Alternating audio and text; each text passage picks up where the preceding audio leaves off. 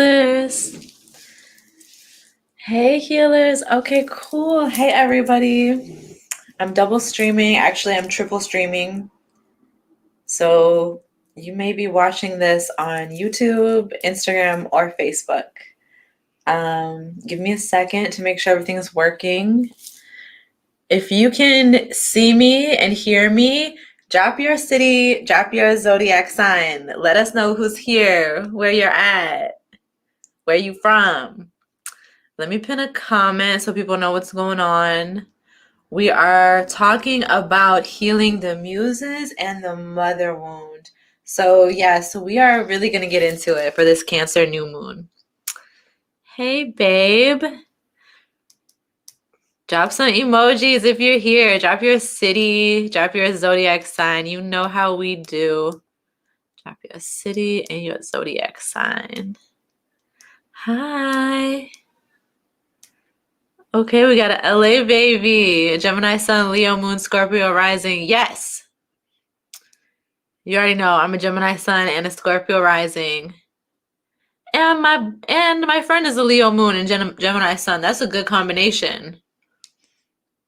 Drop your city and your zodiac sign. It takes me forever to pin this. And if you like what I do and want to leave me a tip, tips are appreciated at Sacred Stripper or $ Sacred Stripper on Cash App and Venmo. Let me put that in here for you. All right, y'all. I'm slowly doing this. Don't mind me, just taking my time. So let's talk. What comes up for you when you hear the mother wound? We've been doing these healings for a few years. But usually we do them during Mother's Day, during May for Mother's Day. But something about the energy it really shifted. I think it has to do with the divine feminine shift, the divine feminine awakening and the shift that's causing. So we're going to see what comes up. I already did a reading for my YouTube channel and I was channeling. It was cool what was coming out. I can't wait to post it for you guys. Here we go. Wish I knew more about astrology. Meow. California, Cancer sun, Cap rising, Libra moon. This shit has been intense. Yes, for my Cancers and my Capricorn placements, yes. Because we just had our Capricorn full moon at the end of June, and now we're going into our Cancer new moon. And Capricorn and Cancer are the archetypal mother-father energies. Capricorn is the father ruled by Saturn. Cancer is the mother ruled by the moon. My parents happen to be a Capricorn dad and a Cancer mom, so I'm really familiar with this energy. We got a Detroit Taurus. What up, though? So I'm just using this StreamYard app to stream live on YouTube and Facebook, so hopefully that's working. I've got Instagram right in front of me. I can see that. But sorry, you guys, I don't know how to see your comments. If you're commenting on Facebook or YouTube, I'll check for those later. I'm getting into my Arcturian bag. I'm fully getting into my Arcturian bag and using my technology for good instead of evil. So this is really fun. I've been preparing for my internet presence to upgrade all year. I got a really nice webcam. I got my whole setup. I have my home decorated in such a way that I can go live in different places. And it's been really cool and really enjoyable. So it's highly recommended to use this time. And my mom just texted me. I meant to text her earlier. But I'll text her later. But it's really beneficial to use this time to get into your bag, and whatever it is that is your uniqueness, this is a time to explore it, because there's only one you. Nobody else is you. That is your power. And you're extremely powerful right now. Your energy is extremely potent. So definitely use it and utilize it. Don't be afraid. That's what we're getting into with this healing of the muses. Healing the mother wound. Don't be afraid to express yourself, because everything that you have to offer is good. Everything that comes from you is beautiful. And any fears that you have of self-expression are not authentic to you. They have been imposed upon you either this lifetime or previous lifetimes. So we're going to get in there and clear this energy with this group healing. So you guys know I'm back to doing the group healings every month. Last year, I did the group healings every single month, and we went really hard, and the results were worth it. Although sometimes it's hard, I'm not going to lie. Like when you're doing this energy healing, this goddess level healing, there's nothing that's more challenging than this in life that I've found so far. There's also nothing that's more rewarding. So to whom much is given, much is asked. And if you can't make those big sacrifices, sometimes the sacrifice is just simply your comfort zone. But if you can't make those big sacrifices, you don't get those big rewards either. The universe recognizes a sacrifice. That's why Marie Laveau used to pray with a hot pepper in her mouth, because she was making herself uncomfortable. She was sacrificing her comfort, and that causes the spirits to show up. I've had some womb trauma, and I'm trying to heal that in my body. My mind is healed, but my body is still hurting. Yes, you are not alone, and this is highly indicated right here. I had a strong realization yesterday how much energy I have been taking on from clients in my womb and my head space. And these spaces are energetically and physically connected. So we're going to be clearing this energy all month, and it's going to enable us to balance more and to be able to express ourselves more authentically. Yeah. And I read what you said, what you wrote backwards, but it goes both ways. You know, you may have healed from it in your mind, but not your body. But then once you start healing your body, then you might find more things in your mind that need to be addressed. And they're connected. We're working a lot with the vagus nerve. So if you are someone that does trauma-informed healing, you will definitely either already be acquainted with the vagus nerve or want to get acquainted with the vagus nerve. It's one of 12 cranial nerves. And our cranial nerves aren't just in our cranium, they extend different areas of our body. So for our vagus nerve, it goes down past our ear, down our neck, around our shoulder. If you get pain in your trapezoids, it's not always muscles. It's not always like sore muscles. Sometimes it's the nerves that are injured and that are hurting. So this nerve goes down your shoulder blade and it connects to the back of your lungs. It connects around your lungs and your heart into your gut. Okay, so yes, there is a very real brain-body connection, and it doesn't bypass the lungs and heart. Brain-body connection, I meant to say, like, I don't know what I meant to say, but there's a very real connection between your gut and your brain. And it does not bypass the heart. It goes straight through that heart and it keeps it with it. So this is why I took a detox from smoking weed. You guys know I love to smoke weed. I've smoked weed for a long time, and I find a lot of medicinal benefits with it. It's what enabled me to initially go off antidepressants when I was in my early 20s. But I also, I know that there's such a thing as too much of a good thing. And what I've found is that it's the cranial nerves and the vagus nerve that is really impacted by that habitual marijuana use and like overconsumption of marijuana.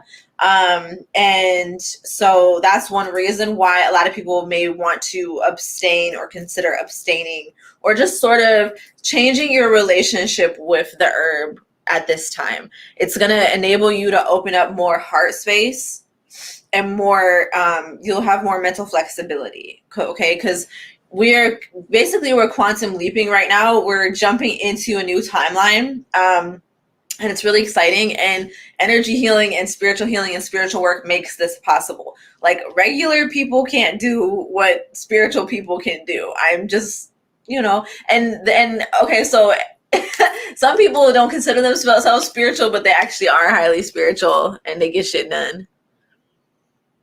I love our group therapy. The Zoom meetings are on point. Yay, I love us too. And in the app, the Heaven on Earth app, we just started a new spiritual detox. So I was thinking we should do another round of the 40 days and 40 nights spiritual detox challenge soon. But that's a big commitment.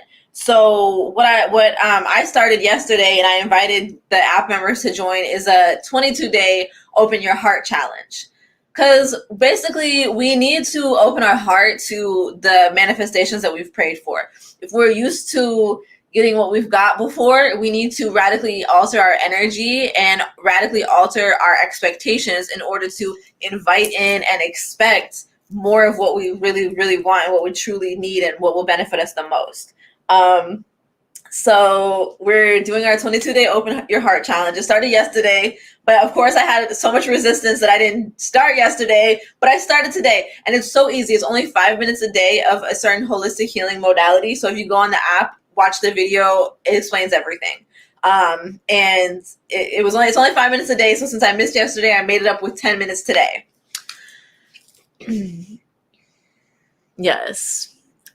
It's really important to have support, and that's what is really needed for healing the muses and healing the mother wound. If you don't have people you can be yourself with, then it's very challenging to access your inner spark, your creative expression energy. And then it's like, I don't know, it's always challenging. It's like you might have a start stop where it's like, I start writing my book, but it just sounds stupid, so I stop. Or I start my YouTube channel, but I am too nervous on camera, so I stop. You know, it's like, no, just keep going. You get through that resistance. You might not be at your taste level yet. Like, you might think your shit sucks, or you might get discouraged because not enough people are paying attention. But ultimately, that doesn't matter. The right people will see it. Even if there's, like right now, okay, there's 3 people in our room. These are 3 people that are deeply involved and deeply invested in what we are doing. So I would much rather have y'all 3 here than 300 people who don't even know what time it is. So it's about quality over quantity. And just the fact that there are 3 of you, this is a magical number that keeps coming up because within the muses there are 3 muses. And the picture that I got from the internet to represent the muses on my website, on the sales page for the group healing, is they're beheaded. There's 3 muses, but they have no heads. Okay, and I picked that for a very important reason. It has a double meaning. One is that we're deeply afraid. We're terrified, actually. Like, it's extra afraid. It's not just afraid. We're terrified of expressing ourselves because of all the pain that we've seen go along with that. Not just from our lives when we got shunned or disrespected or fired or beaten or whatever happened to us when we spoke our truth that tried to stifle us and punish us. Not just that, not just what we've seen happen to us, but what we've seen happen to our parents. Not just what we've seen happen to our parents, but what happened to our grandparents, grandparents, all of our lineage, that ancestral memory, and what has happened to us in past lives and our past incarnations. Because we have both past life incarnations and ancestral memory as spiritually gifted people, witches, and people who were crucified and persecuted for being healers and using their spiritual gifts for good. Whew, okay, so we have, some of us have the memory of being beheaded or being burned at the stake or being drowned alive or being thrown in shackles, thrown in jail, thrown in the bottom of a ship, whatever it was, whatever reason that we were persecuted for our gifts, or not whatever reason, but whatever method, okay? Whew, y'all, it's so deep, it's so heavy, the rewards are so light and so bright. Like, you guys, it's exciting because I just want us to remember this moment and look back on it. I say this like probably like once a year or twice a year, but like, I really want us to remember this moment because 6 months from now, our life is going to be radically different, and things that we never thought was possible for us is going to happen. Like that first moment when you realize that you got to a certain age that you never thought you would live past, it's kind of like that. It's like you getting to a milestone that you never thought you would achieve. Even for some of us, it's milestones that we never thought to even want to achieve because they just seemed so impossible and out of our reach. They're coming, like they're easily coming within our grasp. We don't even have to reach for them.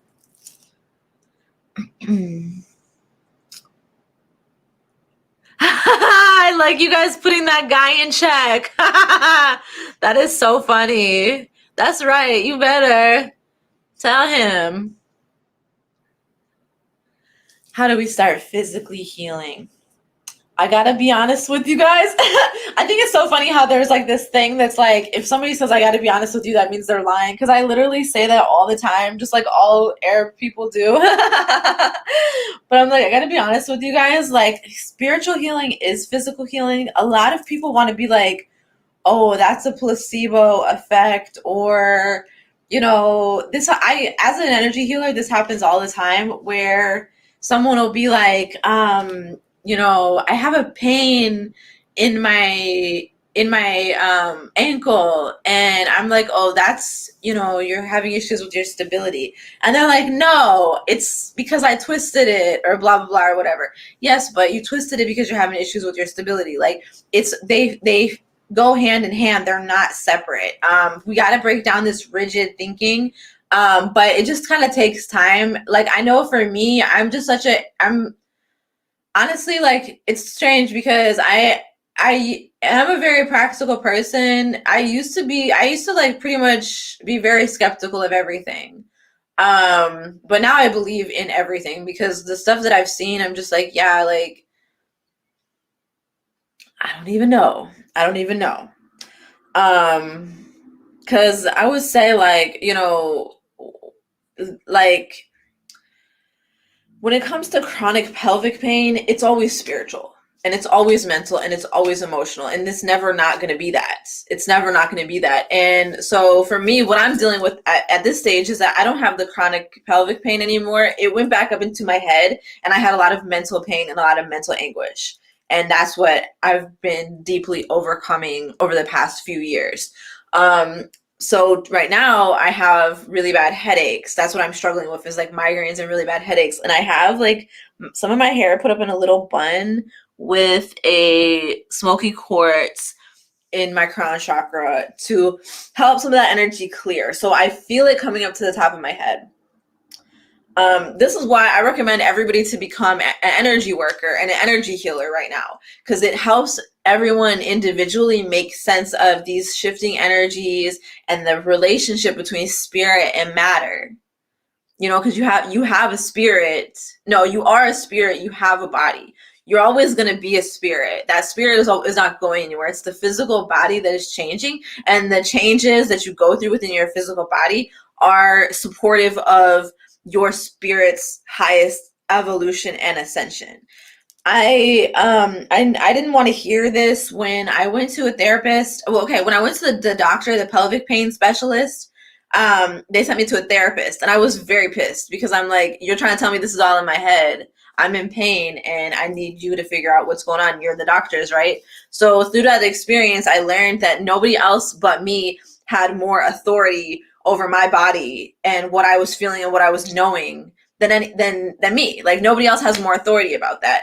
I was mad about talking to the therapist, but the therapist was the type of therapist that like cries when you tell her about your childhood. So, and then also, like, there was,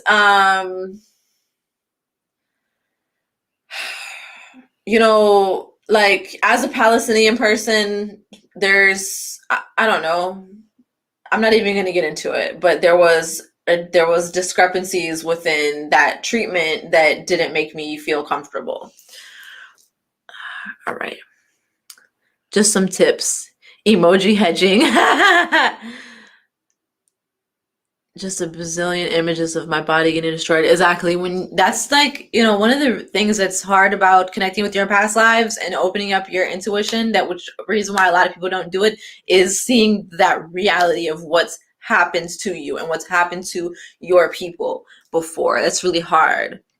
But we're warriors. This is what we do. Yeah, just a bajillion images of my body getting destroyed. They have been filtering through and out through more and more.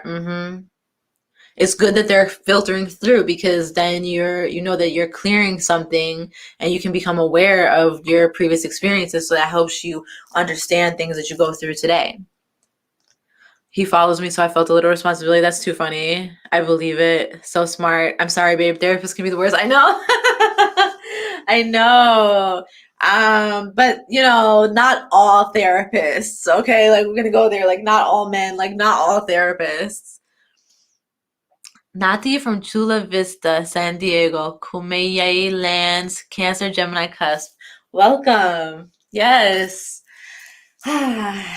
Cancer new moon is giving us a lot of really good healing, and we're being asked to mother ourselves in a way that, like, we have never before. So especially if you have children of your own, you really, really, really want to take some extra time to give yourself some extra love, because you're always caring for other people and you need that in return. And for, a lot of us, we don't have kids, but we have taken on so much responsibility in our lives that it's like, we feel just as responsible for others.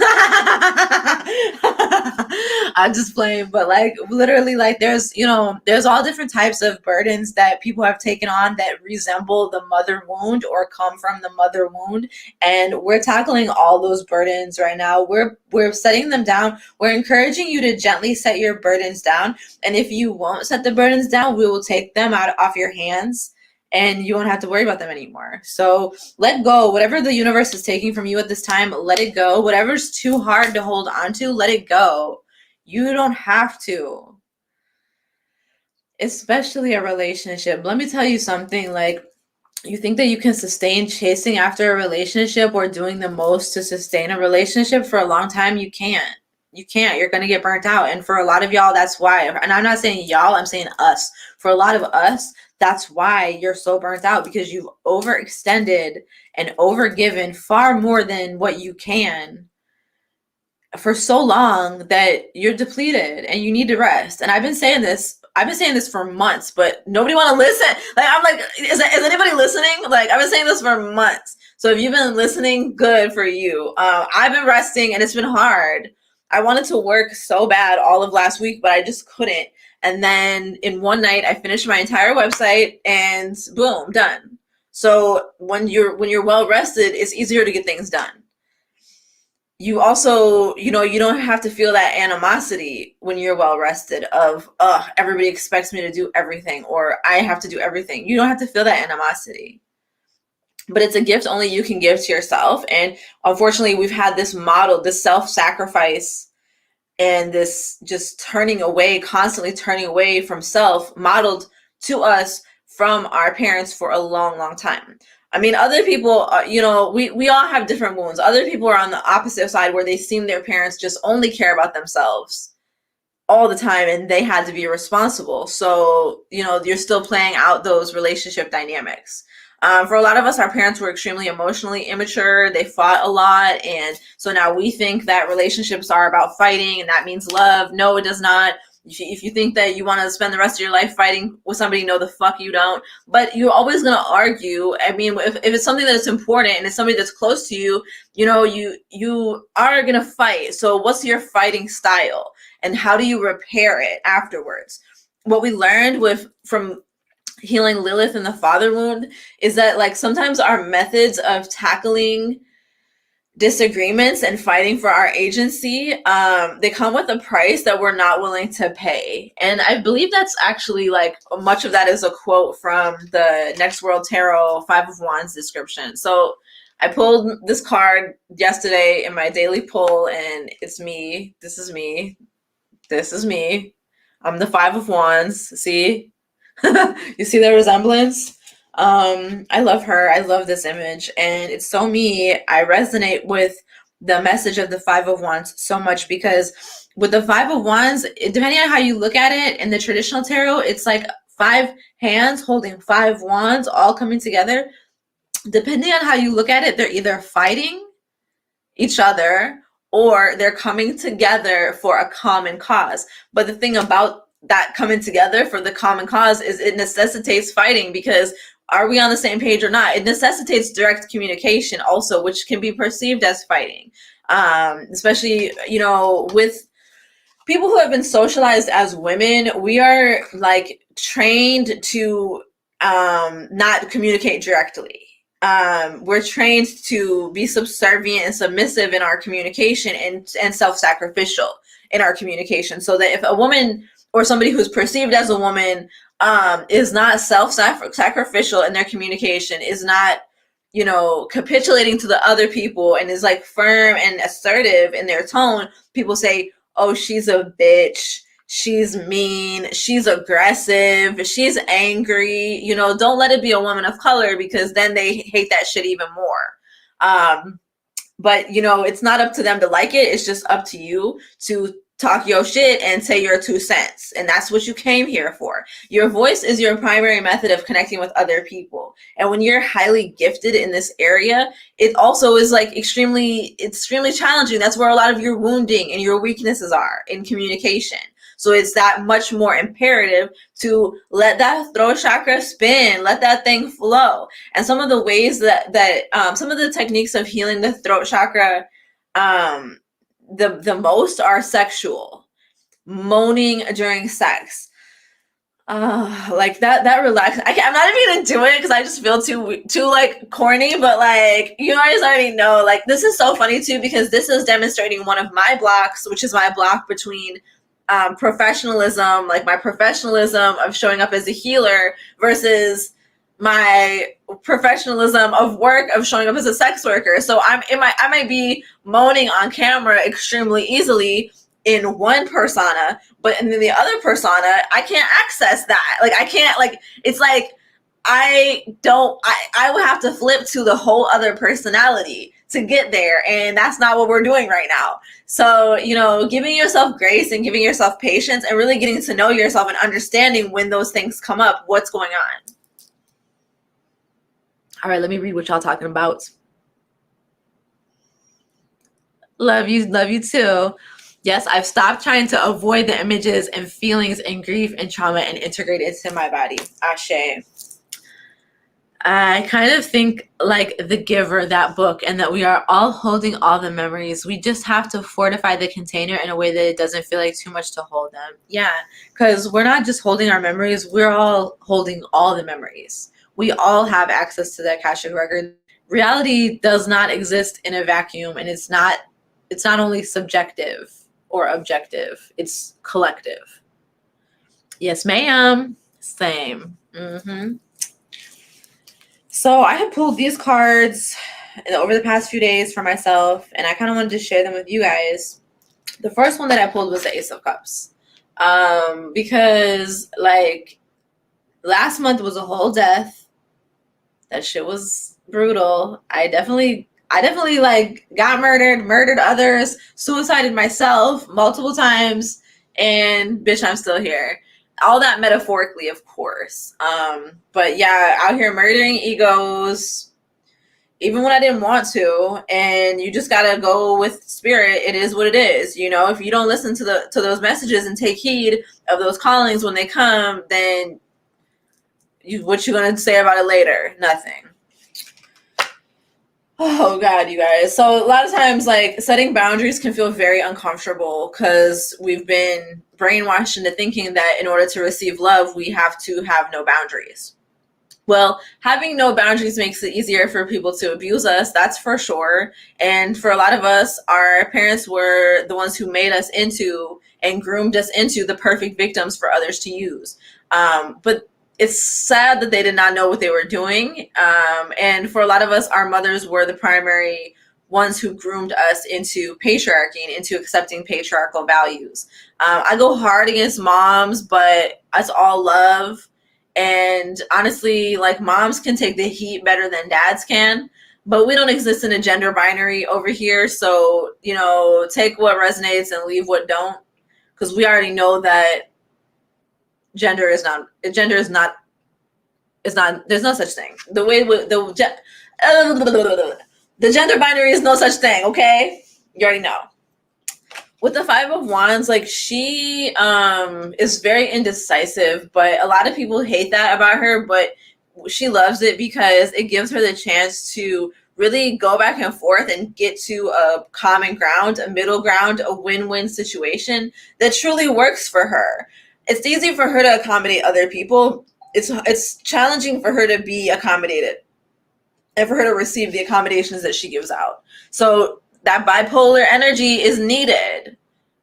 You know, in order for her to come to a medium, centered, stable, grounded, like, you know, win-win, balanced place.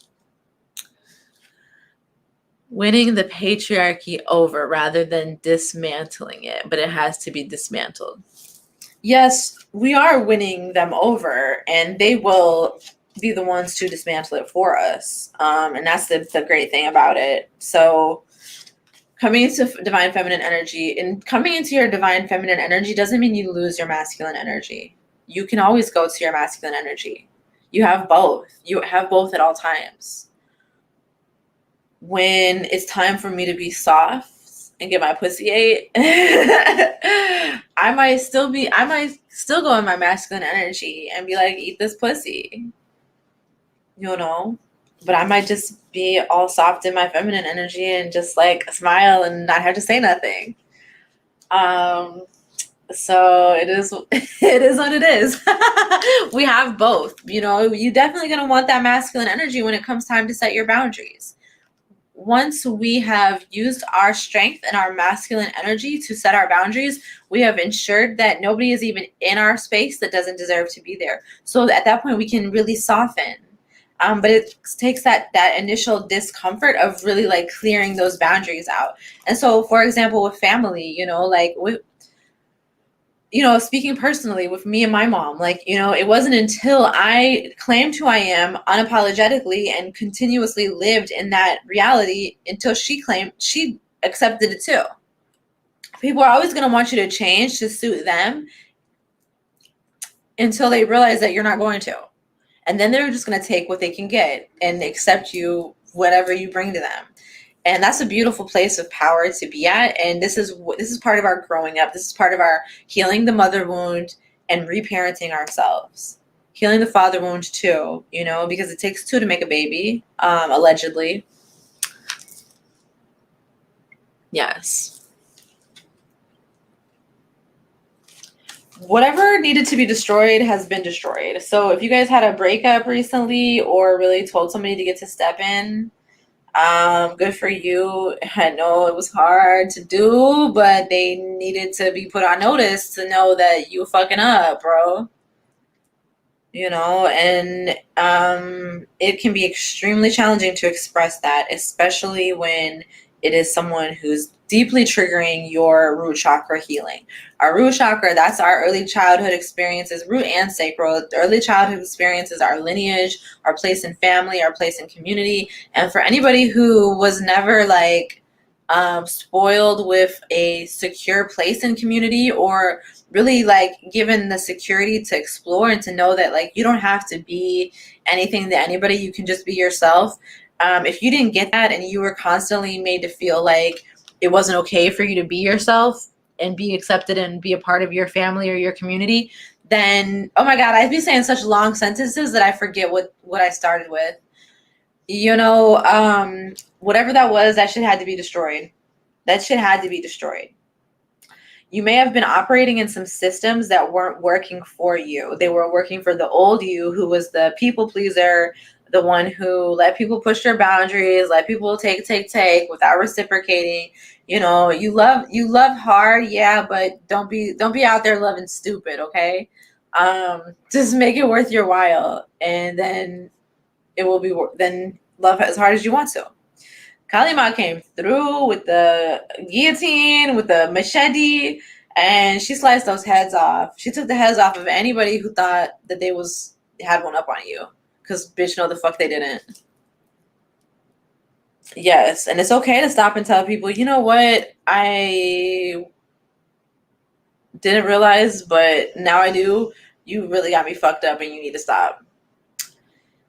And if setting a boundary ends a relationship, that relationship didn't exist in the first place. So illusion is clearing at this point. We're clearing illusion. Anything that's not real cannot stay.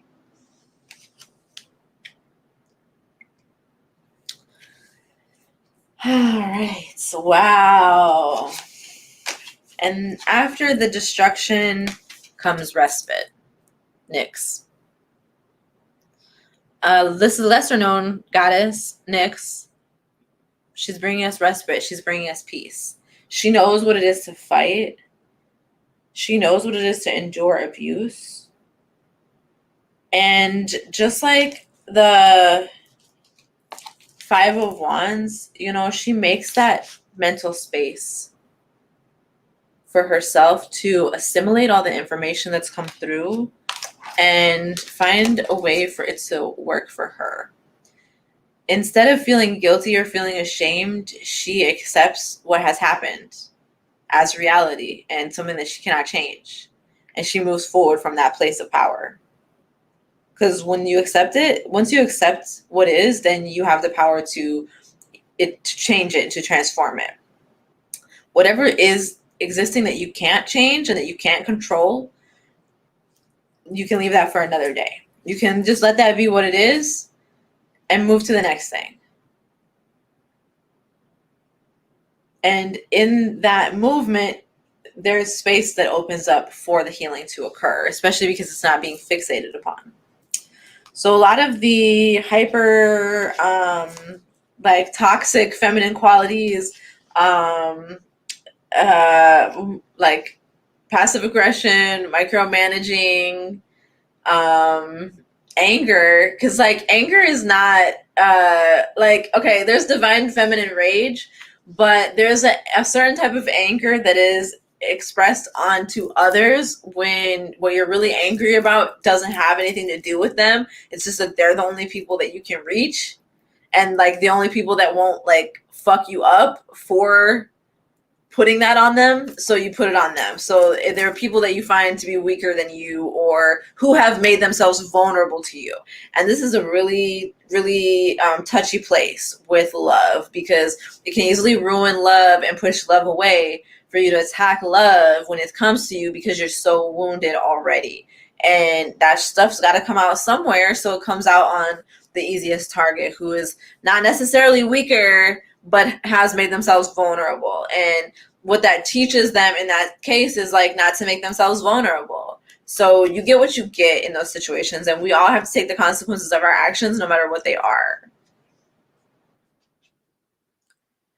You may have found that the consequences of your actions just weren't worth the actions. It wasn't worth it like you thought it was going to be. So a grieving process is indicated. And through that grieving process, that's going to free up a lot of space in the body to feel better. Oh yeah, and when you asked about physical healing techniques, like you guys, like, okay, like don't sleep on the shit that I post. Don't sleep on the shit that I offer, and don't sleep on the stuff that I've already posted that's old.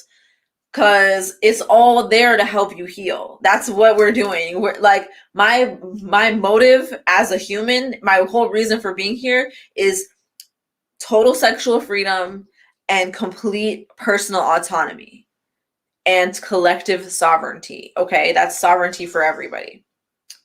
That's sexual freedom for everybody, and that's personal autonomy for everybody. I can't get it for everybody, but at least I can get it for myself. And hopefully, bring a few bad bitches along with me. That's all I'm trying to do.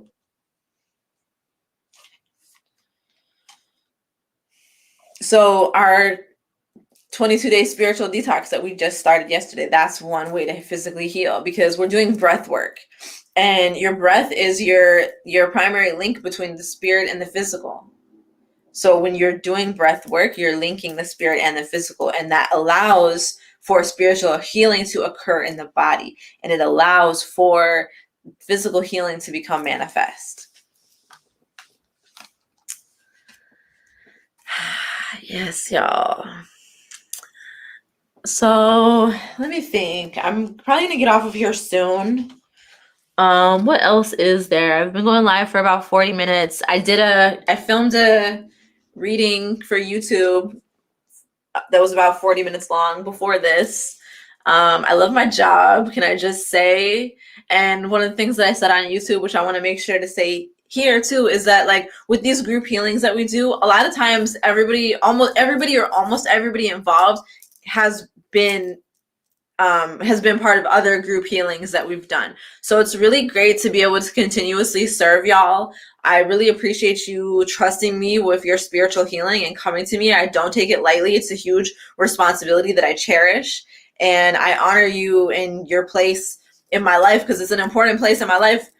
You like, like when you make a purchase with somebody who owns their own business, who runs their own business, you're literally like, it's not like out here with these corporations like that don't care about their customers. Like I know y'all, I know your names, I care about y'all, and I like whatever, like it's like I don't know, I just be so extra with it. Sometimes I feel like self-conscious or whatever, but I like, for example, like, you're not just clients to me, like you're people in my community that I care about.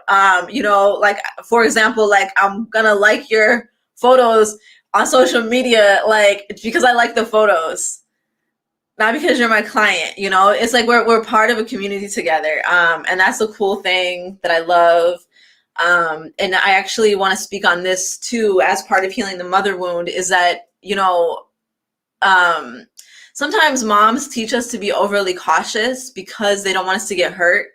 And then we have to learn those lessons. Like when we throw caution to the wind and we do reckless shit, we have to learn those lessons for ourselves. Like, oops, fuck around and find out. Okay, I was not cautious and I got burned and I got hurt and I had to take those L's and learn from them. But don't let that be a lifestyle, because there is like, there's no shortage of people who are going to criticize you and dislike you and hate you and want to even, want to use you, be jealous of you, want what you have. But like those, there's no shortage of those people. But the people that aren't those people, like you don't have to protect yourself so hard from them, This is another part of our throat chakra healing, is just having simple conversations with people and like not having to assume that they want something from us. It's really hard, especially when, you're the baddest bitch on your block and, you've always been that bitch, and you're just used to people needing you and wanting things from you or or seeing your power and wanting to use you, wanting to use it and not give you anything in return.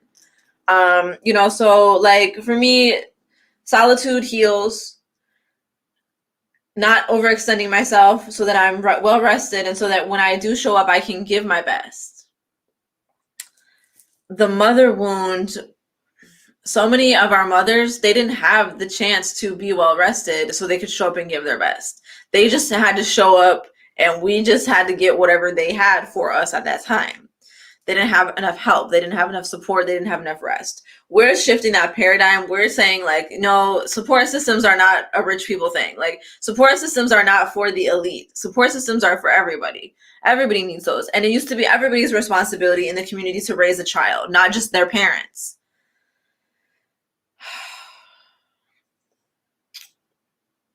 So now we have like a culture where people like they don't think that children that belong to other people are also their responsibility in the community, and they think that but they also on the other side of the coin, they think that if they see a parent or a mother who's not living up to what they think they should be as a mother, they think that it's their responsibility to call the state and get the state involved.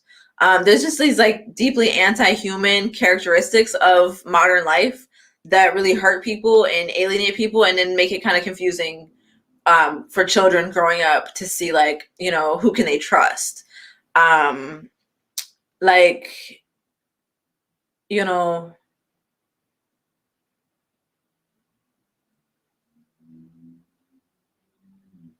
I'm getting the image of a white candle burning and just keeping a white candle burning for protection of children. So for some of y'all, like the household, it needs to be cleansed. The household where your children are, it needs to be cleansed so that they can be free from any like demons trying to attack them that will attack them through other people. I don't have children. My friends' children like they're not just my friends' kids. They're mine. Like they're not my kids exactly, but I don't know how to explain it. Like they're they're not alone. You know, I love to see the support systems that some of my friends have around them and their children. I think it's beautiful and it's so necessary. And I wish that all children grew up with support systems like that. So, you know, what one of the things that really disturbs me is the attitude of that it's you know, selfish to bring children in the world, and therefore parents are selfish for bringing children in the world. The attitude from people who don't have kids. Like, you don't have to have kids, but you don't have to disrespect them either. Because they have just as much right to be here as anybody else does. And I don't see how somebody can be born, can choose to incarnate in this physical reality, and then begrudge that to somebody else. You know, that's very strange to me.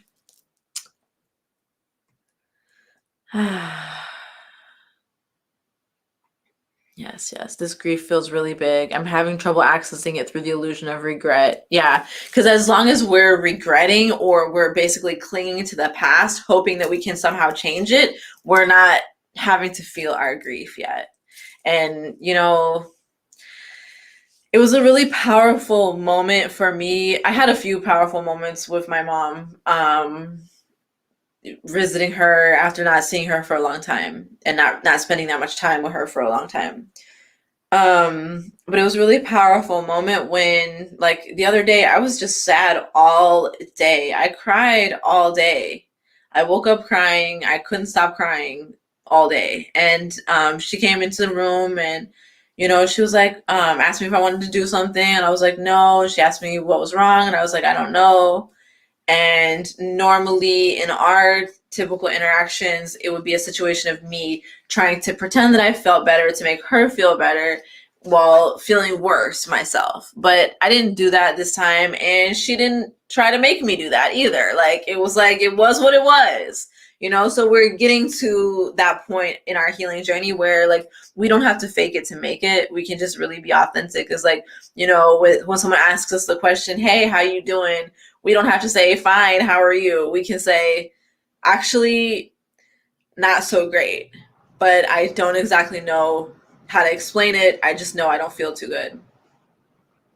You know, and that just that little simple shred of authenticity goes so far and means so much.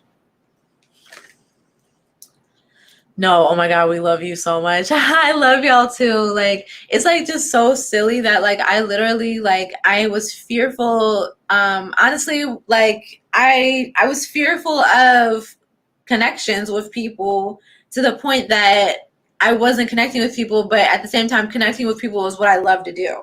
So I was hurting myself by holding on to old fears because people had hurt me in the past.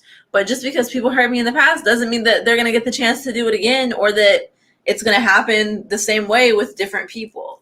And so we're really letting people be themselves and like show up and show us who they are instead of us just assuming who they are. And that's a beautiful thing. That's a beautiful space to be in, because within that space, like, so many possibilities open up. People can really surprise you. You know, when you, this is something that, my colleague Alexis Pauline Combs said at a lunch years ago that I always remember, that always stuck with me, which was, you know, when you listen to people as if what they're going to say has the potential to change your life, then it will. Period. I feel the love so much from you. I love that. Yo, I've been house sitting for family and I have been instinctively burning a white candle the entire time. Yes, beautiful. MashaAllah. See, spirit knows. Spirit be knowing. Spirit be knowing. Yes.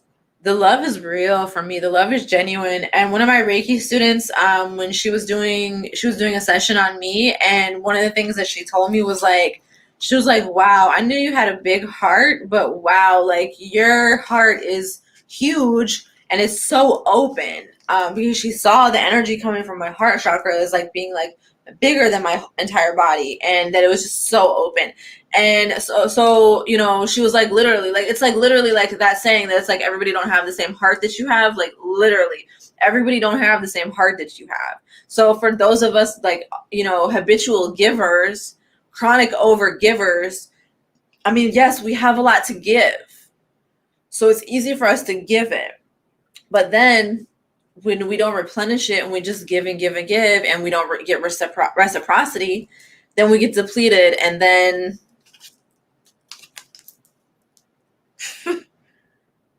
this is what happens. We start cutting heads off. This is the divine feminine balance, It's the play between the Queen of Swords and the Queen of Cups. The Queen of Cups overgiving, the Queen of Swords cutting everybody off. Where's that balance between there? But where's the balance between the water and between the air, between the depth of emotion of the water and between the shallowness of emotion of the air? Because air doesn't get emotional. Air is practical. Air is logical. But water is 1,000 leagues under the sea. Water is like, murky and dark until it becomes clear. Whew, yeah, and that clarity that you're seeking comes through rest.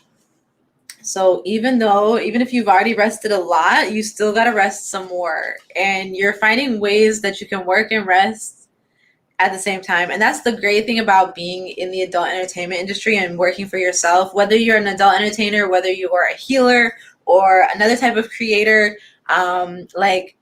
Working for yourself is indicated here, and that you have the ability to make money, a lot of money, doing things that you love and working in a way that fits your schedule and fits your needs. And that includes sex work. So a lot of people feel like, I'm just going to do sex work until I can do something better. Or a lot of people, outsiders, feel like, oh, she must not have any better options if she's doing sex work. I'm sorry, did somebody say that there was something wrong about getting my rent paid so that I could get my back blown out? Oh my God. Did someone say there was something wrong with that? I'm not saying I get my back blown out every time, but I'm just saying, like, what? I'm sorry, what was wrong with that? I must have missed what was wrong with me doing something that I wanted to do anyways and getting my bills paid. So don't let them mind fuck you. Don't let motherfuckers mind fuck you. Don't let people try to tell you what's right for you and what's wrong for you. You know best. They don't make their rules. Just because it's not right for them doesn't have anything to do with you. Okay, we got a Philly Gemini in the house. That's right. I love my Geminis. Geminis are really going to thrive in this season because that last Gemini season with Mercury retrograde in Gemini was really rough on us, a lot of us. Y'all tell me how you've been doing, but it was rough on me. Like, boy, owie.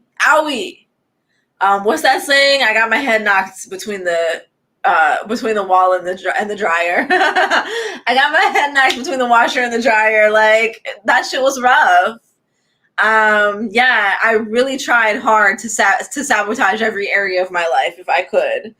But one of the things that I've learned along the way about self-sabotaging is that when it's your destiny, you still can't fuck it up no matter how hard you try. You just prolong the inevitable.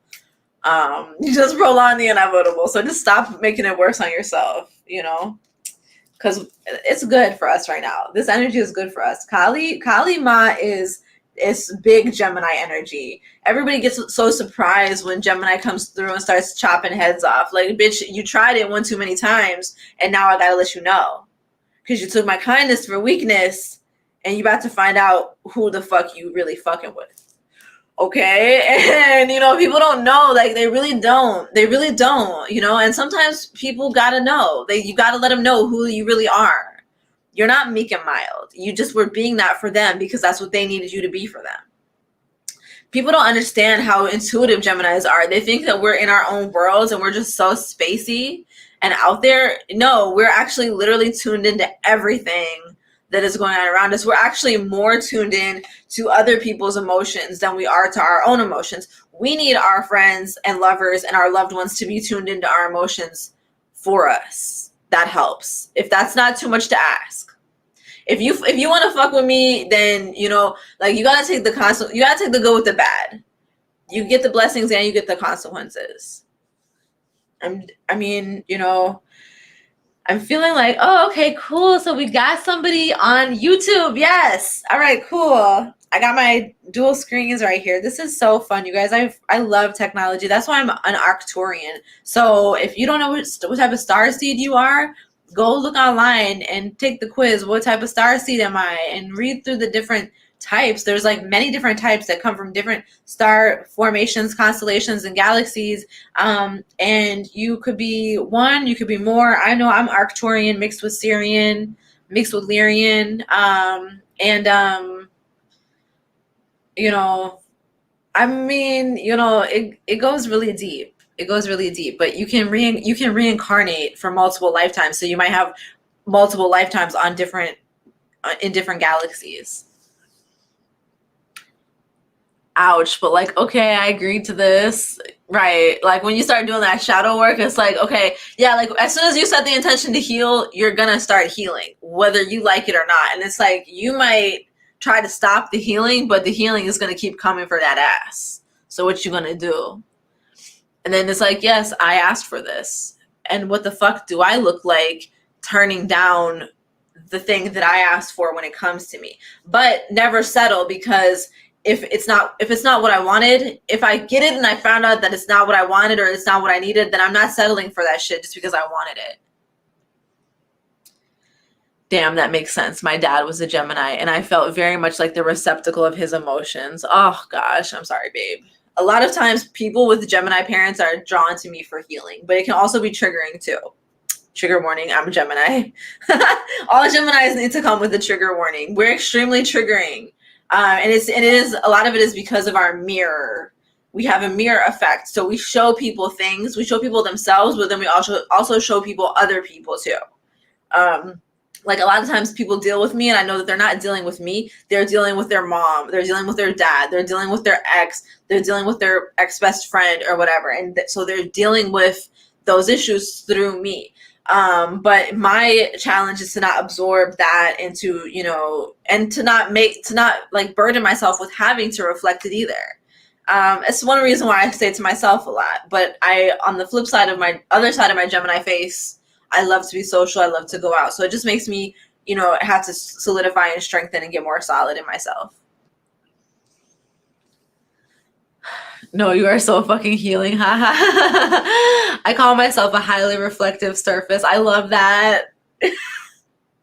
I love that. Because, like, literally people don't even know, like, you don't, like, a lot of times people don't know how much they're telling on themselves with their Gemini slander. Because I'm like, you're just basically, like, just say that you can't handle dealing with a Gemini and go. Because that's what this issue really is. It's like, you're seeing yourself, you're hating it, and you want it to be their fault. You want it to be their problem, and it's not. It's yours. Y'all are polished. We look good. We tend to look pretty good. And it's pretty easy for us to look good.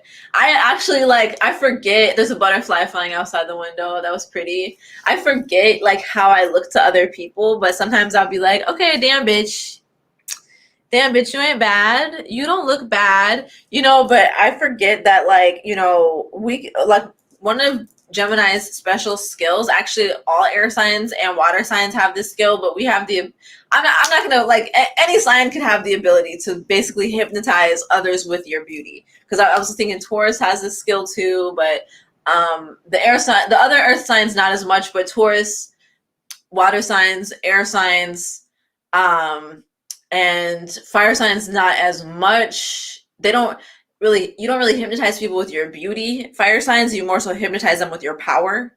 But a lot of air signs, like, you don't know that you're beautiful. You don't think of yourself as beautiful, but beauty is really important to you. You might feel like you can't obtain all of the beauty that you want to obtain, but you don't realize how you look to other people and it's very beautiful. You look very beautiful to them. So that's one reason why they get so transfixed. And then that's one reason why they get upset, because they feel like they've been tricked. But it's like, nobody told you to find me beautiful, dude. Like, that was you. So it ain't my fault. It's on par with the energy of blaming somebody for sexually assaulting them or stalking them or doing something weird to them. Butterflies are my sign. I'm exactly where I'm supposed to be. Ashe.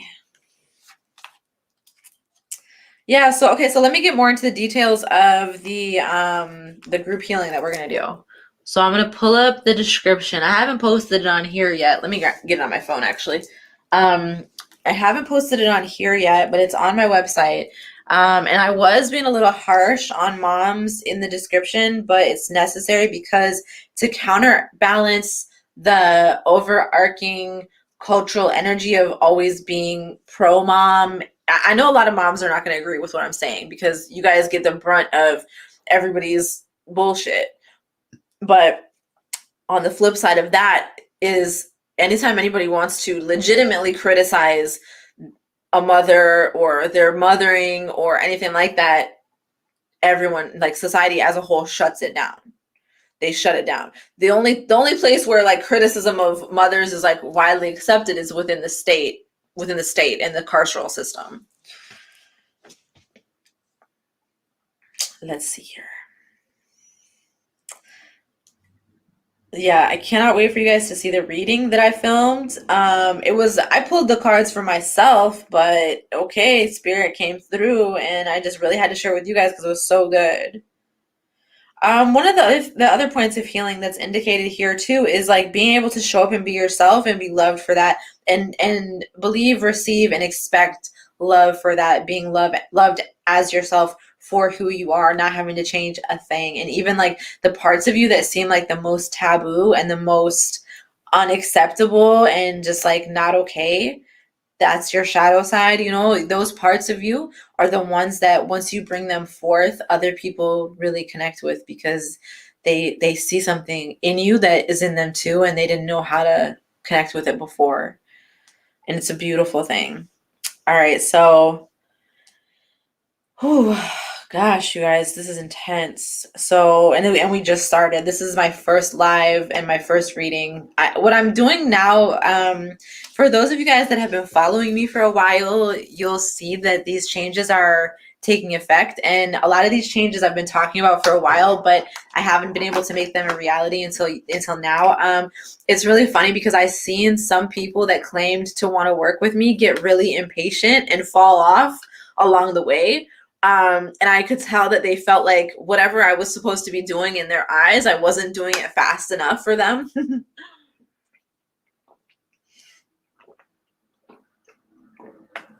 Which I think is funny because, I mean, it's sad too, but it's like people can have really high expectations of other people, but it's the reason why it's sad is because if you expect so much from other people, then like those must be really hard expectations that you have for yourself also. And then I think that's also a way of keeping ourselves from achieving what we want to achieve because, we expect too much perfection and we expect things to happen too fast. Things take time to build, especially the best things in life. This is 10 of Pentacles energy in the tarot. The best things in life take time to build. So, it doesn't happen overnight. And people severely underestimate what they can accomplish in 3 years, 5 years, 6 years, 10 years. They're trying to make it happen so fast. Yeah, sorry, babe, you're only one person. I'm saying this to myself. I'm saying this to us. I'm saying this to myself. But sorry, babe, you're only one person. You can't do everything. And then when you have these trust issues, these mommy and daddy issues, it takes time to trust and to build a community and a support system around you that you feel like safe in. It's not about a space having to be a safe space. I think it's very diluted and unrealistic to expect that you can be in a space that is going to make you feel good all the time with people that are going to make you feel good all the time where there's never going to be any conflict. Like, I think that's highly unrealistic. But You know, that's why I don't claim for my spaces that I create or that I support or host to be safe spaces. Um, but they are like they are a lot safer than most spaces. I feel safe in those spaces because I am, you know, I'm the co-creator of them. And even at other times, like over the past year, especially, and a couple years, there was times where I didn't even feel safe on my own platforms because I just didn't feel safe in my own skin. Like I just didn't feel comfortable, you know. And nobody sees you in those private moments when, you know, you're ready to give up and everything just feels too hard. And you know, I mean, unless you're like me and you get on the internet and start self-sabotaging or saying some crazy shit. But no, like, you know, most of the time, like nobody sees you, you know, and most of my moments, like nobody sees me when I'm going through what I'm going through. Nobody sees me when I'm like, fuck this, it's just too hard. It's too hard to try to do this. I don't want to do it anymore, you know. Nobody sees me when I'm ready to give up, unless like, you know, they're in my inner circle of trusted people that I can talk to.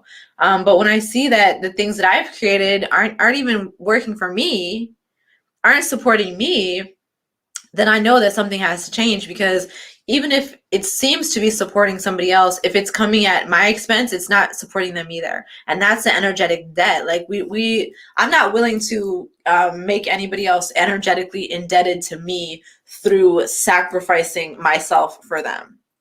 Okay, that's not what that's what we're not gonna do. Preach. And the two feed into each other. A negative feedback loop from hell. Yeah, like no, because this is this whole thing with empath versus narcissist. And we had this discussion on the app a little bit. They're two sides of the same coin.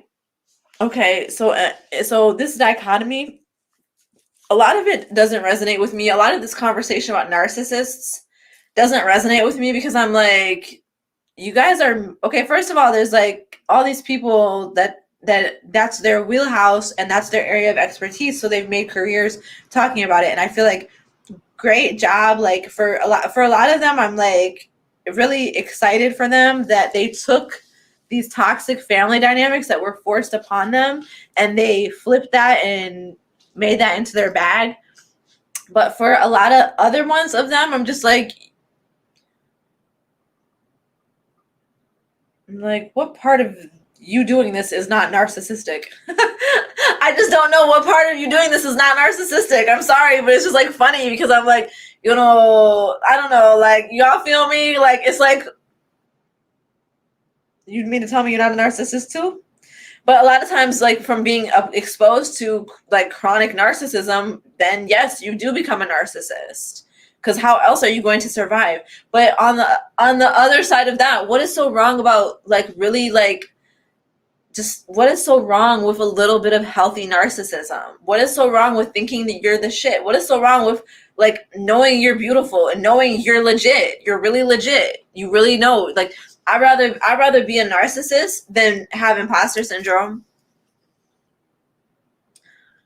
We exist in a narcissistic paradigm. I feel we all have bits to unravel. It's a programming, like you say. Yeah, exactly. Like, so, you know, I'm much more interested in self-exploration than always pointing the finger at somebody else. And I find that to be the dominant narrative within this like empath narcissist community conversation is like, I'm the victim, they're the bad guy. I'm the victim, they're the bad guy. And then it creates this whole, like, a whole narcissistic triangle feeding into itself again. You know, bringing in the people that are like, oh, the narcissist is so bad. Oh, the victim is so victim. Oh, God, no, come on. Can we stop? Can we stop? Can we stop? Can we stop? Can we stop? I'm tired. Yes, ending the victor, villain, victim triangle. Yes, please. I think this is the language we are trying to use to understand the ego. Like we tend to identify as one of the triangle. Yes, it is so ego based. It is so ego based. It's like, are you like everybody wants to be like the victim, the protector. Nobody really wants to see them as the aggressor unless that's just really like, unless they've either just been pushed to that point or that's their self-identity. But being that savior is very attractive to a lot of people, and that's a healer. That's a complex that healers need to watch out for. We play all parts. That's right. We play all parts. I'm the villain in somebody's story, and I'm the hero in somebody's story. And between the two polarities, I exist. We're giving ourselves the space to just really explore our ideas and let things unravel, because unless you have the emotional safety to be able to like openly say like, yeah, I am a narcissist, I have narcissistic tendencies, then, you know, like people are almost forced into identifying with the victim because there's so much social punishment associated with, like, it's just so weird because it's like everything I'm saying, it could be taken the other way too. Because I was about to say there's so much social punishment associated with being the perpetrator. But in a lot of cases, there's not. There's no punishment associated with being the perpetrator. And the perpetrator is the only one in the situation that gets to retain their dignity. It is what it is. Sonia Renee Taylor offered the exercise of writing yourself as the villain in someone else's story, which is reminding me that that is my next assignment. No one is irredeemable, including myself. Yes. I like that. I mentally do that. So speaking of mirrors, like we were talking about mirrors earlier, one of the paradigms that I've been existing in for the past going on 2 years, actually I think it's been about a 5-year cycle that I've been in, of living in the world of mirrors, where everybody is seeing me as their projection, and I'm seeing the projection that they're seeing me as. So through my eyes, I'm me on the inside. Through my eyes, I see the projection that they're seeing me as, and then I see them and I see their reason for projecting in that way. And it has been very like awful, to be honest, because I felt like I couldn't be myself. Like I felt like I was just carrying the weight of everybody's projections and expectations, and it was very personal to them. It had to deal with their own traumas and their own life experiences, and it had actually very little to do with me and what I was doing. But I found that there was this energetic resonance to where there was a cord. There was like a cord that was forcing energy through itself to be interpreted in such a way to basically reinforce already existing beliefs. This is how I started to uncover and understand that reality is not like, we all co-create reality together. And it was a very interesting experience. So I'm not sure if that made sense, but honestly, this is my first time really speaking about it, so I'll try to say more. Okay, hey y'all. Hey, we got people on YouTube. Yes. As a Libra, I show people back themselves, laughing my ass off. Yes. Libras and Geminis and Pisces also are really, really good at that. And a lot of people just really hate to see themselves, but that's not our fault. So don't judge, don't crucify the Libras and the Geminis and the Pisces in your lives. Just get your life together. Struggling so much with that paradox. Who is the perpetrator if people point fingers back? Same with my Libra moon.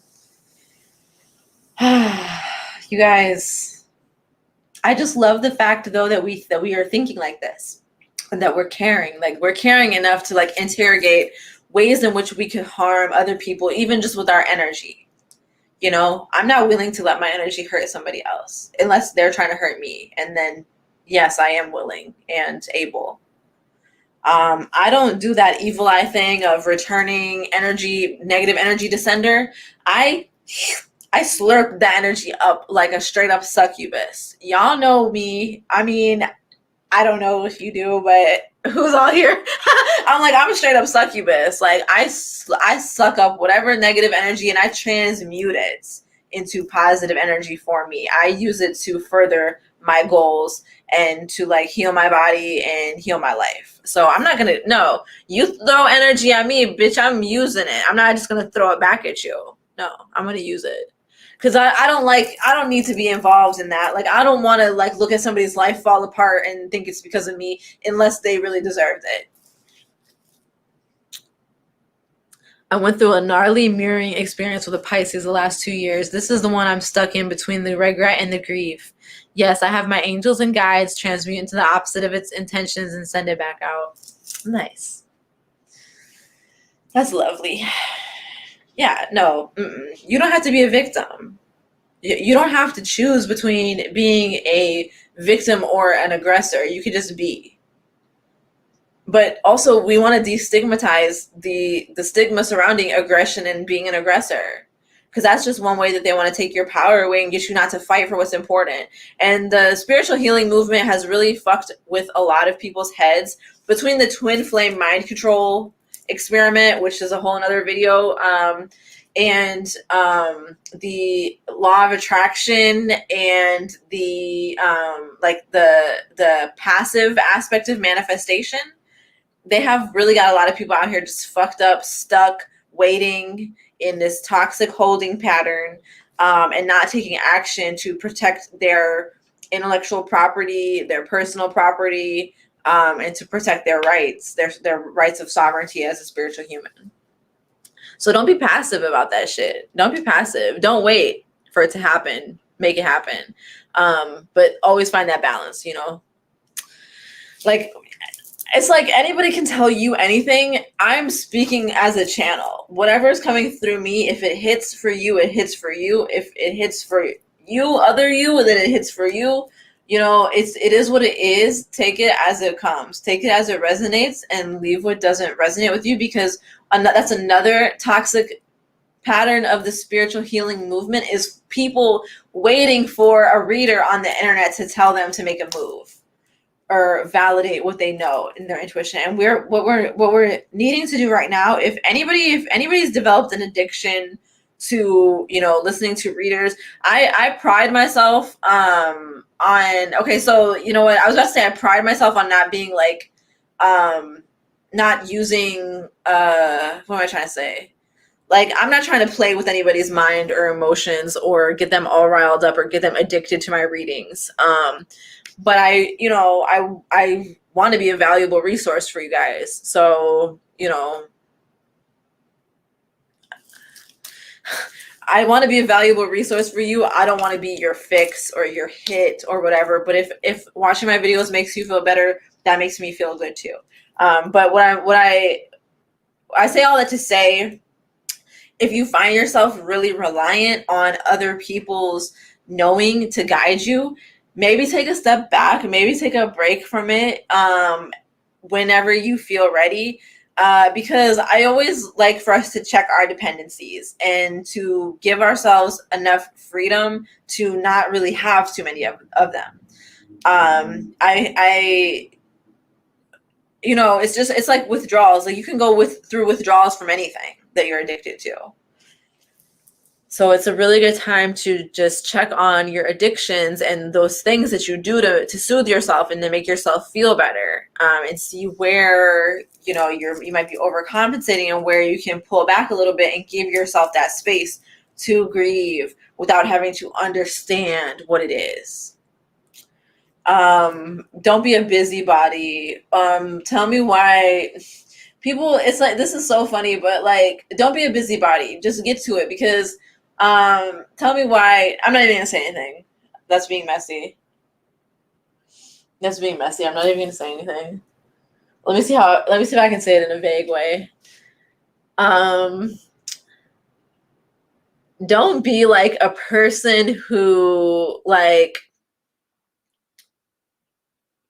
resists their own healing but tries to make it somebody else's fault or point the finger as if somebody else isn't doing enough or doing things right.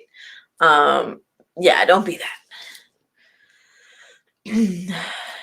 So you transmute the energy into the opposite and send it back. So if it's jealousy, for example, I send out inspiration. That's cool. I love that.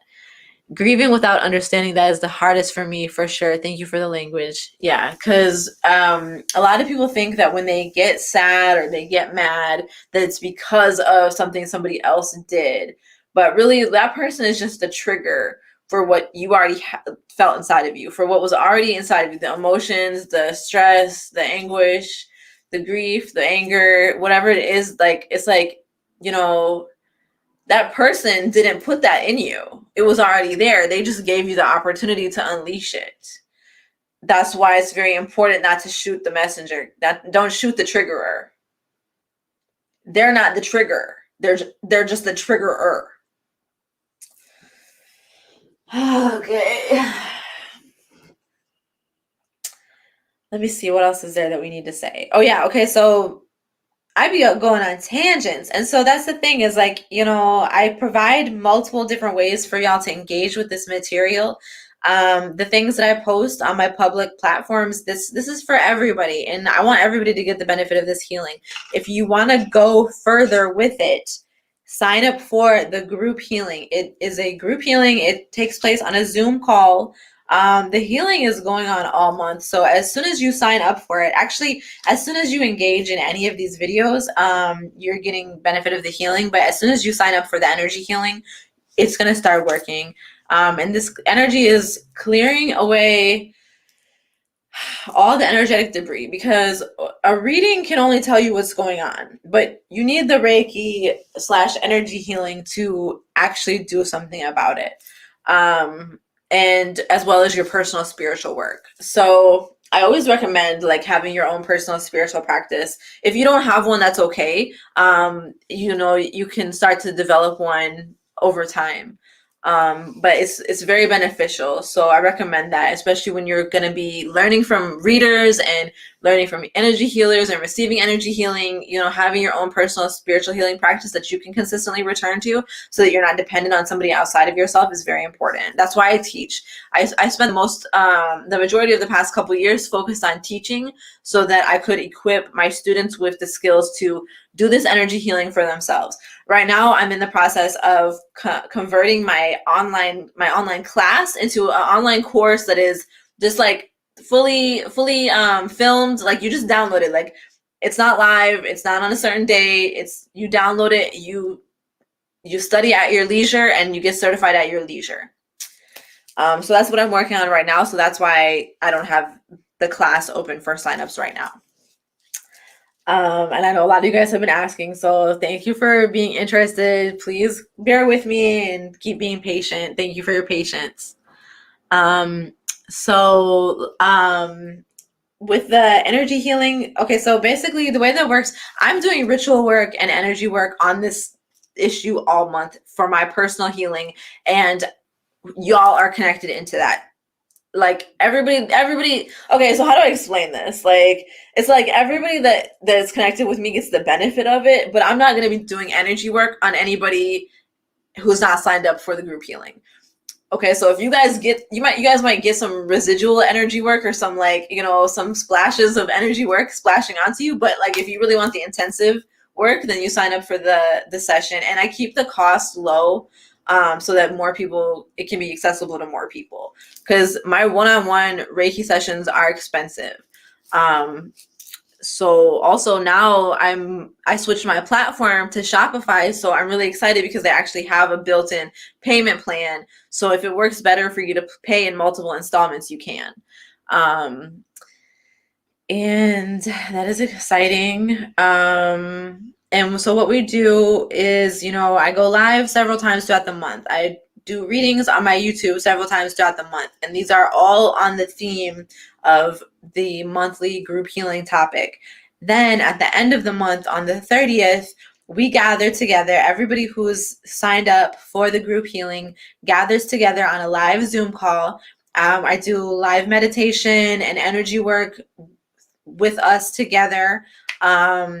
And then we also do a reading that talks about the themes that came up.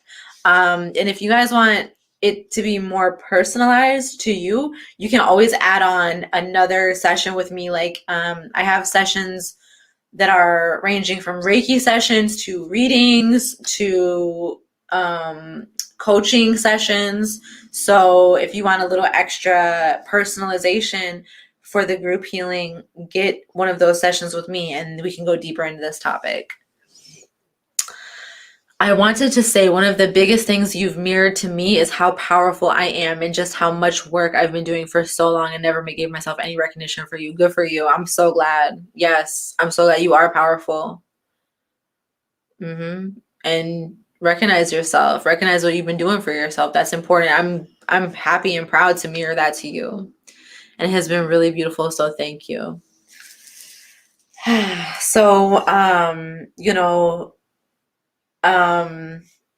just like when kids are growing and they want to test their strength, part of being a teacher is that, when your students are growing, they're getting to feel themselves. They're going to test their strength.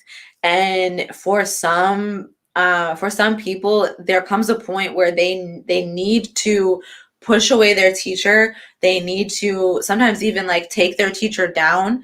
It's the classic case of Saturn. Is it Saturn and Apollo? But it's the classic case of Saturn murdering his sons, murdering all of his sons before they could come back and take his throne. Okay, so like that's part of the father wound, but it's also part of the mother wound too. And it's why sometimes like we do have to disown our parents. Our parents sometimes our parents disown us or they push us away because they fear our strength and they fear our power and they see it growing inside of us. And also too, sometimes we have to get to that point where in order to claim our power, we have to push our parents away or push our teachers away or whoever we've had that relationship with, of somebody that's pushed us to identify with our power more than we did before. And I just say that just to say, like, for anybody who's a teacher or a student, who, with whatever side of it you're on, just to recognize what it is and what's going on.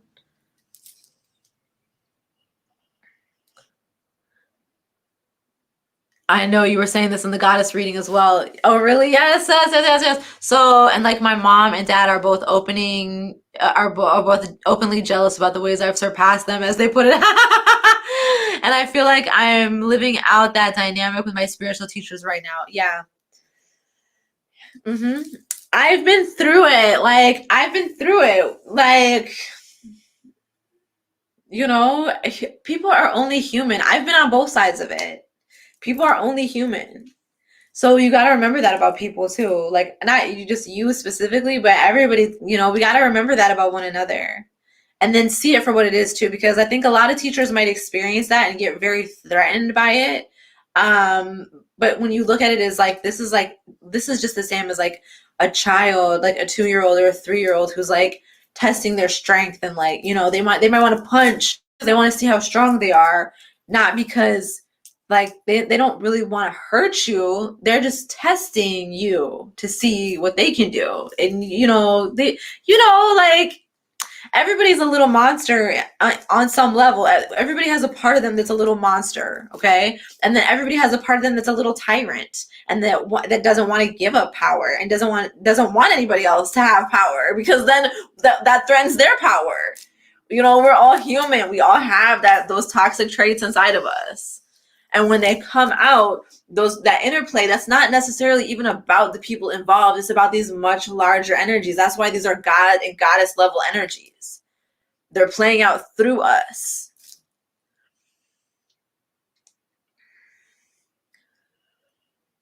Telling me the hard shit and I need it, reading me like a damn book. Daddy! Yeah, see, like it's a good thing to be in your power and to be that bad. And it feels good to be able to tell people the truth. And that's the thing about being a spiritual teacher, that it takes time to grow into yourself. Because with this capitalist society, they tell you that you have to like please the customer and that you have to, the customer is always right or whatever. But in spiritual healing, the customer is not always right. And you got to call people on their shit if you really want to help them. You can't help somebody by just, by enabling them, essentially. You can't help somebody by enabling them and letting them just live in their toxic shit. You got to point it out. You got to call it out, even if it makes you uncomfortable, even if you feel like it might make you look bad or, you know, like your ego might want to look a certain way or come off a certain way, but your soul knows the message that needs to be delivered at all costs.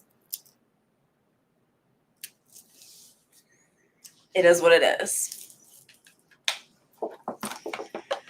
Oh, you guys, we have come so far. It's insane. It is insane. Like, we've come so far, and it's beautiful, I swear. So,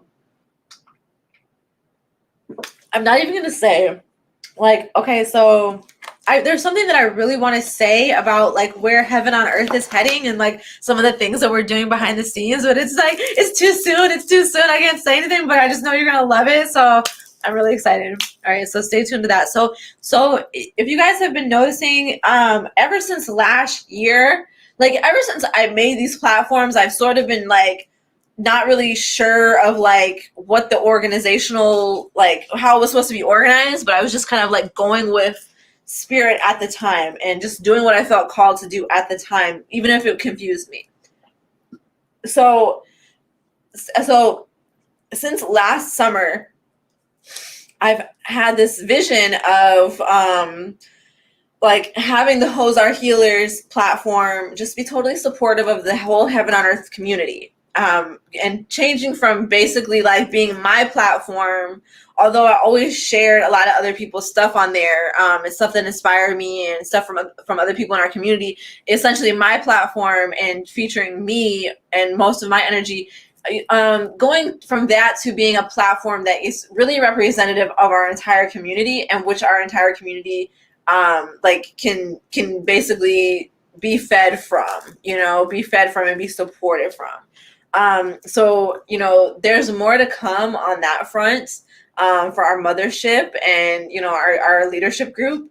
So don't think that just because you haven't heard anything that nothing's going on. There's like things going on behind the scenes, but it takes time.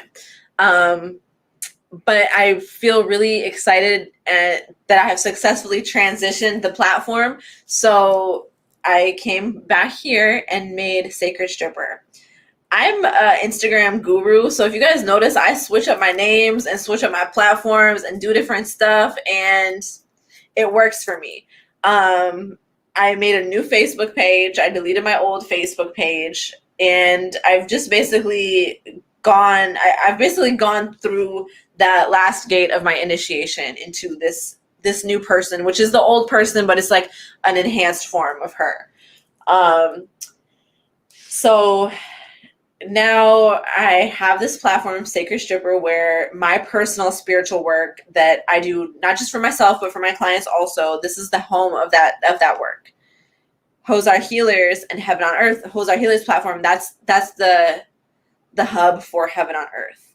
So right now, for the foreseeable future, until we go to our next phase of development, Heaven on Earth is going to be largely a meme page, largely reposts, encouraging people to join our app, our private social network community.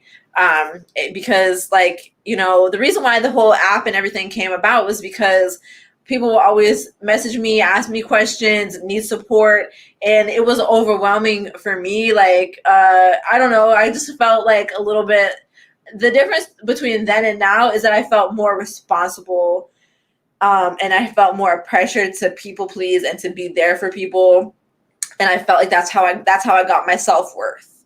So it was hard for me to turn that down, basically, because it was like I was getting high off of it and I was getting self-worth from it.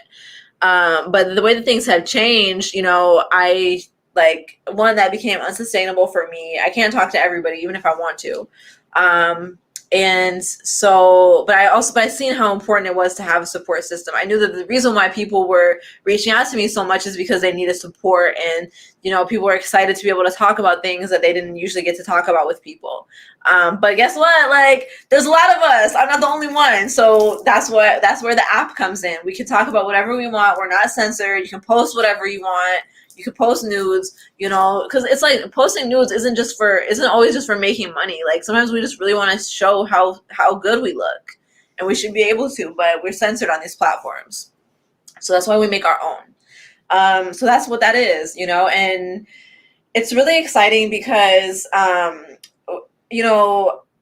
a lot of people think Heaven on Earth should be a nonprofit, or they don't understand the community aspect of it. The fact that it's a social enterprise, it's a community-based enterprise, not just a regular for-profit business. But a lot of times we have issues getting funding because we do, like, if I wanted to get nonprofit funding, it's challenging, because not only would we have to go through a lot of steps to become a nonprofit, which I don't necessarily believe in, because from my time working with nonprofits, I don't see them as being very effective agents of change, as effective as we need them to be.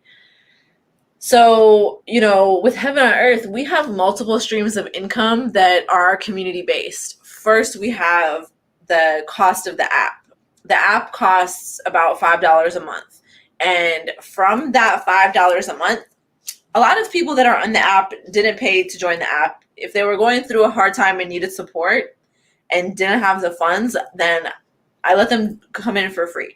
A lot of the executive decisions that I've been making, I'm excited, because as we grow our community, we'll have like a core leadership team, and other people will be able to make those executive decisions too. And your people that need support, you can bring them in, and stuff like that. But for the people that do pay that monthly fee, that monthly fee supports monthly group therapy sessions. So every month we pay one of our community members to provide a peer-supported group therapy session where they're guiding the participants through holistic healing modalities. They're giving them space to release stuff that's going on with them in a safe environment where they can get feedback if they want to. And, people aren't going to judge, because they probably have similar experiences too. Okay, so that's one stream of income, and that's one thing that it pays for. And then we also have our t-shirts and our merch. And if you shop our merch, that goes directly into our Healers Fund, which pays for scholarships for people to take our classes, and it pays for things that they need for their studies, like spiritual materials and books. That's something I'm more than happy to give my money to. Thank you. That's so fucking important. Access to healing for everyone. Yeah. And we can't be everything to everyone, but at least we can be there for the people that are there, that are here and that are coming. They are strangled by nonprofits are strangled by funding. Yeah, because they can't always do what's right, because they can't piss off their funders.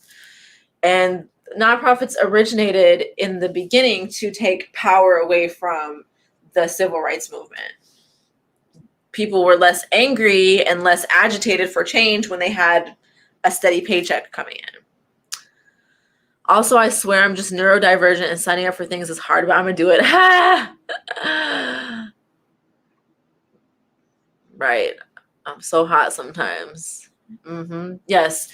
It's okay. That's why I give us the whole month to sign up for it, because I know that it takes time. Sometimes it takes time for us to think about it. It takes time for us to energetically align with the desire. It takes time for the money to come in, whatever. So I'm gonna be talking about it all month, and you have all month to sign up for it.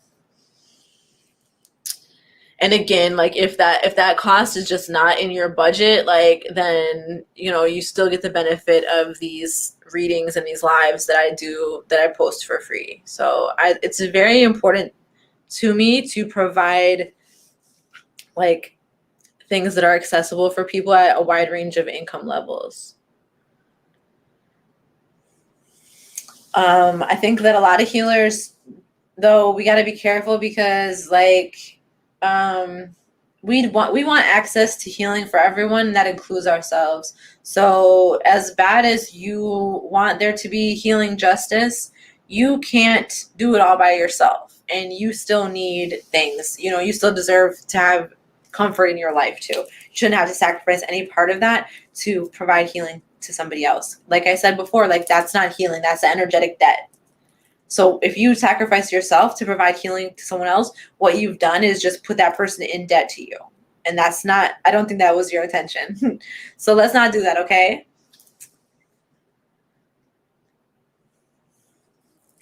Now, what else? What else is there? I think we've pretty much covered everything that I wanted to go into on this topic today. There's going to be more that's coming up. Oh yeah, salt, sodium. So I just found out today, which makes so much sense, that the reason why my sodium levels are high is because of all the salt baths that I take. You guys, I take a detox bath almost every single day. So there's a buildup of salt in my system. So I didn't find this out by going to the doctor. I found this out by listening to spiritual healers. This is how I do things. This is my lifestyle for real. Like I don't go to the doctor. Yeah, I don't really I don't go to the doctor. Like it's challenging. Like I don't that's why people are like, "Would you ever get your boobs done or would you ever get, lipo or something?" I'm like, I don't even go to the gynecologist, you guys. Like I am not no, I don't that's not how I do things. It's just not I don't have any problem with what other people do. That's your life. I support everybody doing what feels right for them. When those prophets delivered those holy books, guess what? They were channeling a message from source for themselves and the people in their communities. Okay, so everybody needs to stop thinking that just because the message that they received for their life, that they received it, that it applies to everybody, because it don't. Let me see here. How y'all doing? How's everybody feeling? I'm getting ready to get off soon, so anything that you want to say, go ahead and say it now. I've been going live for an hour and 40 minutes so far, and I filmed a 40-minute video before that. I'm not complaining. This is my job. I love my job. The fact that, like, I don't have to work that often, I can take a lot of time to rest, but rest is part of my work, because if I didn't rest, I wouldn't be able to do what I do. I have to be dying to go to the doctor. The doctors just mess me up. Exactly. Doctors don't even know everything. They just make educated guesses. Exactly. Greetings, Queen. Ashe, Ashe. Holistic Eastern medicine is the best. Yes. Chinese medicine, Ayurvedic medicine. But those holistic medicine exists all over the world. They're just not as popular as Chinese medicine and Ayurvedic medicine, because of Orientalism and also because of colonialism and the erasure of those indigenous methods. So if you can connect with your indigenous methods of healing, whatever they are, that's the best thing. And if you don't shy away from connecting with somebody else's indigenous medicine either, like Chinese medicine or Ayurvedic medicine or any other type of like plant medicine, ayahuasca or something like that, it can be really beneficial for you if you're drawn to that. I think another thing that has messed people up is this concept of cultural appropriation in the spiritual healing arts. I understand the spirit of it as an anti-colonial, method of protecting indigenous medicine, but for most people of color, we share a lot of we share lineages, we share bloodlines, and we share a lot of spiritual traditions.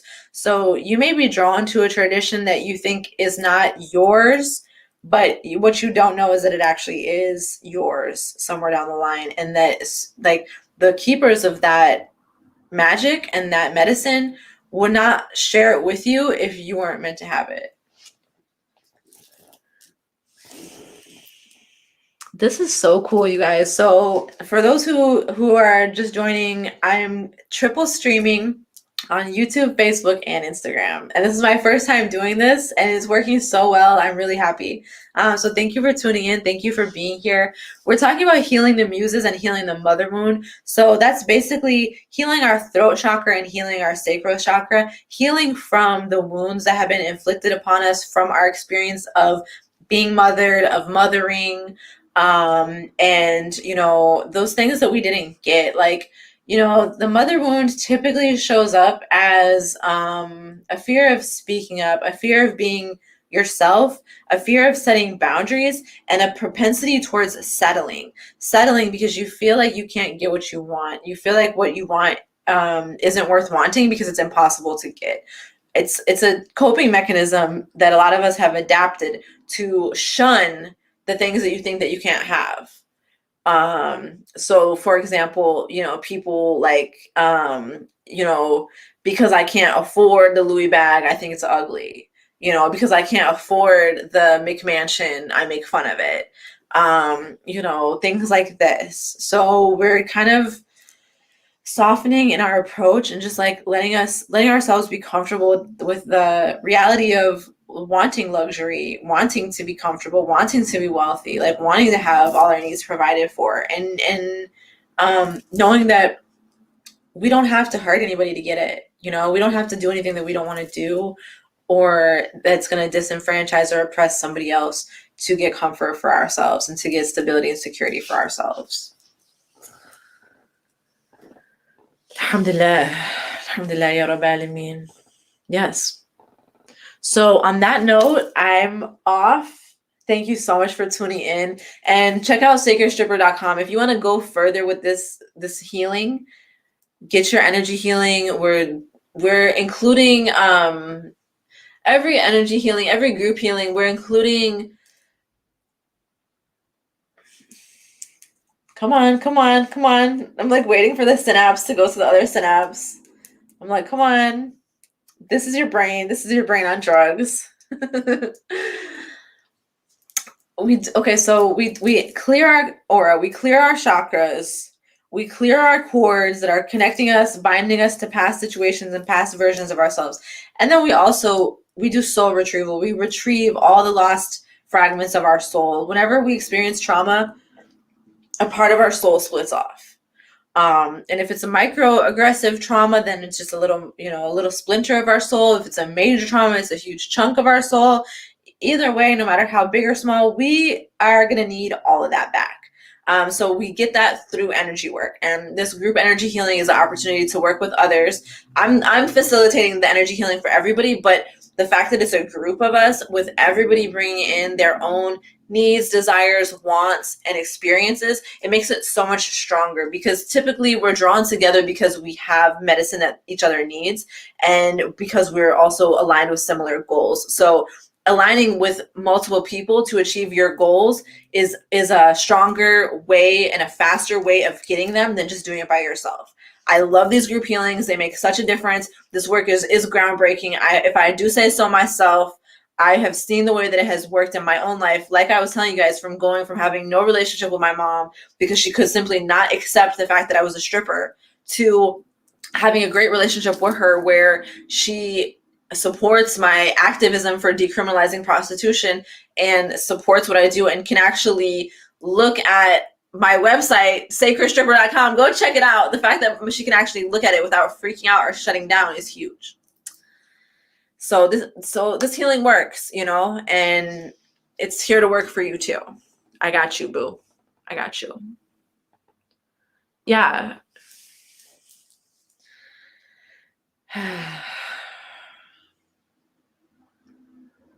Yeah.